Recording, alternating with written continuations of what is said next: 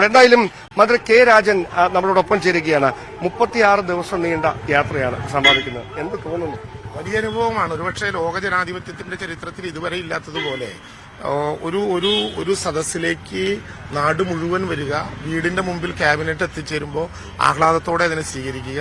വടക്കൻ ജില്ലകൾ ഉൾപ്പെടെയുള്ള ജില്ലകളിൽ കണ്ട അത്ഭുതകരമായൊരു കാഴ്ച, വീടിന്റെ മുമ്പിലൂടെ പോകുന്ന മുഖ്യമന്ത്രിയുടെ നേതൃത്വത്തിലുള്ള ഈ ഭരണകൂടത്തിന്റെ വാഹനത്തിന് മുമ്പിൽ പൂത്തിരി കത്തിച്ചും വീട്ടിലെ അമ്മമാർ ചെരാത് കത്തിച്ചും മെഴുകുതിരി കത്തിച്ചും പൂവെറിഞ്ഞുമൊക്കെ യാത്രയെ സ്വീകരിക്കുക.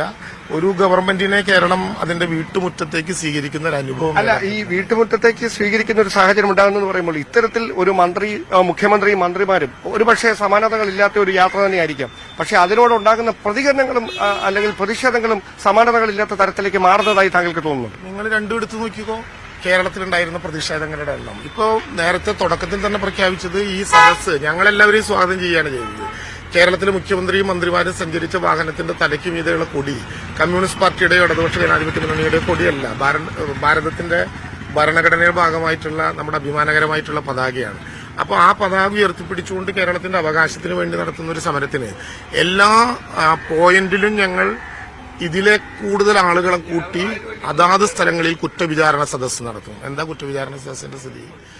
മാധ്യമങ്ങളുണ്ടെങ്കിൽ ഒന്നാമത്തെ പേജിൽ കൊടുക്കുമല്ലോ, ഇതിനൊരു ബദൽ വേണമല്ലോ. 10 ആളാണെങ്കിലും ഒന്നാമത്തെ പേജിൽ ഇതിന് തുല്യമായി 50,000 ഇപ്പുറത്തും 10,000 അപ്പുറത്തും ആണെങ്കിലും കൊടുക്കുമല്ലോ. എന്താണ് കുറ്റവിചാരണ സദസ്സിന്റെ സ്ഥിതി?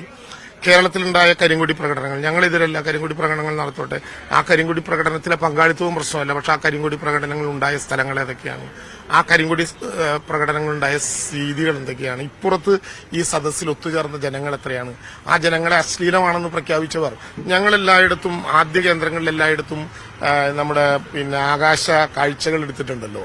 പ്രതിപക്ഷ നേതാവും ബന്ധപ്പെട്ട അതാത് മണ്ഡലത്തിലെ പ്രതിപക്ഷ നേതാക്കളും ഇരുന്നിട്ട് ഈ മണ്ഡലത്തിൽ വന്നതിൽ പുറത്തുള്ള ആളുകൾ എത്ര, അശ്ലീലക്കാരെത്ര, ഗുണ്ടകളെത്ര, വരാൻ പാടില്ലാത്തവരെത്ര ആളെന്ന് നോക്കാം. ആ ആകാശ കാഴ്ചകൾ എടുക്കുന്നതിന് വരെ ഇന്ന് തിരുവനന്തപുരത്ത് നിരോധനം ഏർപ്പെടുത്തിയിരിക്കും. തീർച്ചയായിട്ടും ഉണ്ടാകും. കാരണം അത് പോലീസിന്റെ സുരക്ഷയുമായി ബന്ധപ്പെട്ട് പറഞ്ഞാണ്. കാരണം ഒരു കാര്യം കൂടി മനസ്സിലാക്കണം, ന്യൂസ് 18 ഇന്ന് നിരോധനം ഏർപ്പെടുത്താനുള്ള സാഹചര്യം എവിടെ ഉണ്ടാക്കിയത്? വർക്കലയിലേക്ക് ശ്രീനാരായണ ഗുരുവിന്റെ മണ്ണിലേക്ക് യാത്ര കടന്നു വരുന്ന ദിവസം കേരളത്തിൽ ഹർത്താലിന് പ്ലാൻ ചെയ്തിരുന്നല്ലോ. ഏത് മാധ്യമത്തിനാണ് അറിയാത്തത്? രാവിലെ പ്രഖ്യാപിച്ച സെക്രട്ടേറിയറ്റിന്റെ മുമ്പിൽ ഉരുണ്ട വടികളും മുട്ടയിൽ നിറച്ച മുളകുപൊടിയും വലിയ ഗോട്ടിയുമായി രംഗത്തിറങ്ങിയവർ സൃഷ്ടിച്ച കലാപത്തിന് പോലീസ് കേരളത്തെ വിട്ടുകൊടുക്കാത്തതുകൊണ്ട് ഒരു ഹർത്താൽ പറ്റിയില്ല. ഹർത്താൽ പറ്റാത്ത സാഹചര്യത്തിൽ എന്താ ഉണ്ടായത്? അങ്ങയുടെ മാധ്യമ പ്രവർത്തനം ആരംഭിച്ചിട്ട് എത്ര കാലമായി എന്ന് എനിക്കറിയില്ല. പക്ഷെ നമ്മളെല്ലാവരും ഏതാണ്ട് ഒരേ പ്രായക്കാരാകും. നിങ്ങൾ നോക്കൂ, ഒരു KPCC പ്രസിഡന്റ് ജനസദസ്സിനുള്ള മറുപടി മറ്റന്നാൾ കാണാം. ആദ്യത്തെ വാചകമാണ് ജനസദസ്സിനുള്ള മറുപടി മറ്റന്നാൾ കാണാം. ഞാൻ എഴുതി കാണിച്ചപ്പോൾ വിചാരിച്ചു ജനസദസ്സിന് അദ്ദേഹം പറയാൻ പോകുന്ന മറുപടി മറ്റന്നാൾ പത്രസമ്മേളനത്തിലായിരിക്കും. രണ്ടാമത് എഴുതി കാണിക്കുന്നു, ഞാൻ ആ ഫേസ്ബുക്ക് പോസ്റ്റ് പിന്നീട് എടുത്ത് വായിച്ചു നോക്കി. മറ്റന്നാൾ പറയാൻ പോകുന്ന മറുപടി കമ്മീഷൻ ഓഫീസ് മാർച്ചിലായിരിക്കും. കമ്മീഷൻ ഓഫീസ് മാർച്ചിൽ എന്തായിരിക്കും മറുപടി? മൂന്നാമത് എഴുതിയിരിക്കുന്ന വാചകം, കേരളത്തിൽ എരിഞ്ഞുകൊണ്ടിരിക്കുന്ന കനലെല്ലാം അന്ന് ഞങ്ങൾ ചാരമാക്കും. അതിന്റെ അർത്ഥം എന്താണ്? കേരളത്തിൽ കലാപത്തിന് ആഹ്വാനം ചെയ്യല്ലേ? ഒരു സമരത്തിൽ അടിയുണ്ടാകും, ഒരു സമരത്തിൽ മർദ്ദനം ഉണ്ടാകും. ക്രൂരമർദ്ദനങ്ങളും ജയിൽവാസങ്ങളും അനുഭവിച്ച് ദിവസങ്ങളോളം കിടന്നവരാണ് ഞങ്ങൾ. സ്വാഭാവികമായിട്ടില്ല അങ്ങനെ ഞാൻ ഒരു കാര്യം ഇടപെട്ട് ചോദിക്കുന്നത് ഡ്രോണിന്റെ കാര്യം പറഞ്ഞുകൊണ്ടാ. അപ്പൊ കലാപം ഉണ്ടാക്കാൻ എല്ലാ കനലുകളും ചിതയിലേക്ക് ചാരമാക്കുന്ന ദിവസമായിരിക്കും ഇന്ന് എന്ന് പ്രഖ്യാപിച്ചാൽ പോലീസ് അതിന്റെ മുൻകൈ എടുക്കും. ഒരു ഗവൺമെന്റ് 21 പേരടങ്ങുന്ന ഭരണകൂടം ഒരു ഡിസാസ്റ്റർ പ്ലാനിലും പറയാൻ പറ്റാത്തതുപോലെ ഒരുമിച്ച് യാത്ര ചെയ്യുമ്പോൾ കനലിനെ മുഴുവൻ ചാരമാക്കും എന്നൊരാൾ നേരത്തെ വെടിവെച്ചും ഗഡ്മേനെ കൊണ്ട് വെടിവെപ്പിച്ചും പരിചയമുള്ള ഒരാൾ പറഞ്ഞാൽ മുൻകരുതലുകൾ ഉണ്ടാകും. സ്വാഭാവികം. അല്ല, ഈ 33 34 ദിവസം ഈ നവകേരള സദസ്സ് മറ്റ് ജില്ലകളിലൂടെ കടന്നു പോകുമ്പോൾ ഉണ്ടാകുന്ന ഒരു സാഹചര്യമല്ല തിരുവനന്തപുരത്തേക്കോ കൊല്ലത്തേക്ക് അങ്ങനെയല്ല, അങ്ങനെ മനസ്സിലാക്കരുത്. മറ്റു ജില്ലകളിലേക്ക് കടന്നു പോകുമ്പോൾ കനല് ചിതയാക്കും എന്ന് ആരും പറഞ്ഞിരുന്നില്ല. മറ്റു ജില്ലകളിലേക്ക് കടന്നു പോകുമ്പോൾ ബോധപൂർവമായി തുടർച്ചയായി 4 ദിവസവും മാർച്ച് ആരും പ്രഖ്യാപിച്ചിരുന്നില്ല. അന്ന് സ്വാഭാവികമായ പ്രതിഷേധങ്ങൾ ഉണ്ടാകുമെന്നാണ് പറഞ്ഞത്. സ്വാഭാവികമായ പ്രതിഷേധം ആഹ്വാനം ചെയ്യുമ്പോൾ സ്വാഭാവികമായ പ്രതിഷേധത്തിലേക്ക് അണികളോ കലാപകാരികളോ വരുന്നില്ലെന്ന് കാണുമ്പോൾ പ്ലാൻ ചെയ്ത് കലാപകാരികളെ വാഹനത്തിലാക്കി ഒറ്റ കേന്ദ്രത്തിൽ തന്നെ കൊണ്ടുവന്ന് നിർത്തി KSUവിന്റെ സമരം. ഞാൻ AISFന്റെ സംസ്ഥാന സെക്രട്ടറി ആയിരുന്നു. സംയുക്ത സമരങ്ങൾക്ക് ഒരുപാട് നേതൃത്വം നൽകിയ വിദ്യാർത്ഥി സമരത്തിൽ ആരാ പങ്കെടുക്കുക? വിദ്യാർത്ഥി സമരത്തിൽ പങ്കെടുത്തവരും അറസ്റ്റ് വരിക്കപ്പെട്ടവരും കയ്യിൽ ന്യൂസ് 18ന്റെ ചിത്രങ്ങളിൽ ആയുധങ്ങളുമായി വന്നവർക്കും എത്ര പ്രായമുണ്ട്? ഒരു വിദ്യാർത്ഥി സംഘടനയുടെ സമരത്തിൽ എത്ര പ്രായമുള്ളവർക്ക് പങ്കെടുക്കാം?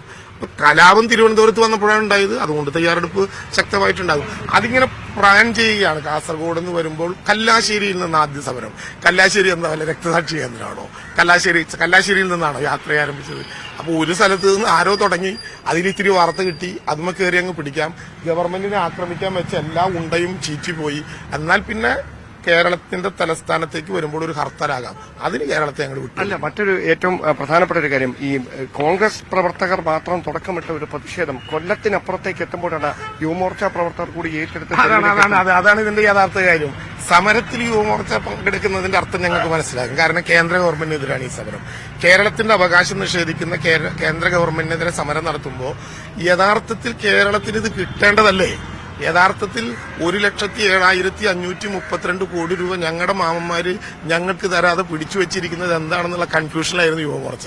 ഇപ്പൊ ഇങ്ങോട്ട് വന്നപ്പോ യുവമോർച്ചയേക്കാൾ നന്നായിട്ട് അപ്പുറത്തുള്ള പ്രതിപക്ഷം, ഒരിക്കലും ഇറങ്ങാൻ പാടില്ലാത്ത പ്രതിപക്ഷം ഇറങ്ങിയപ്പോ ഇനി ഞങ്ങളും കൂടി കാത്തിരുന്നാൽ ആളുകൾ എന്ത് പറയുമെന്ന് കരുതി യുവമോർച്ച ഇറങ്ങിയിട്ടുണ്ടാവും. സ്വാഭാവികം. ഞാൻ ഒരു കാര്യം കൂടി ചോദിക്കുന്നത്, അല്ലാതെ വേറെ ബഹുജനൊന്നും ഇറങ്ങിയില്ലല്ലോ. ഇതിനേക്കാൾ പുതിയതായിട്ട് ഏതെങ്കിലും വിധത്തിലുള്ള ആളിളകുകയോ ഏതെങ്കിലും വിധത്തിലുള്ള ആളുകൾ നോക്കുകയോ, ന്യൂസ് 18ന്റെ ക്യാമറ കണ്ണ് ഞങ്ങളുടെ ചുറ്റും എപ്പോഴും ഉണ്ടല്ലോ. ഈ യാത്രയിൽ പൂർണ്ണമായും ഞങ്ങൾ കാണുന്നുണ്ട്. അതൊരു മാധ്യമ ധർമ്മവുമാണ്. ഏതെങ്കിലും വിധത്തിൽ ഏകപക്ഷീയമായ വാർത്തയും അല്ല ന്യൂസ് 18 കൊടുക്കുന്നത്. അങ്ങനെ അഭിപ്രായമില്ല.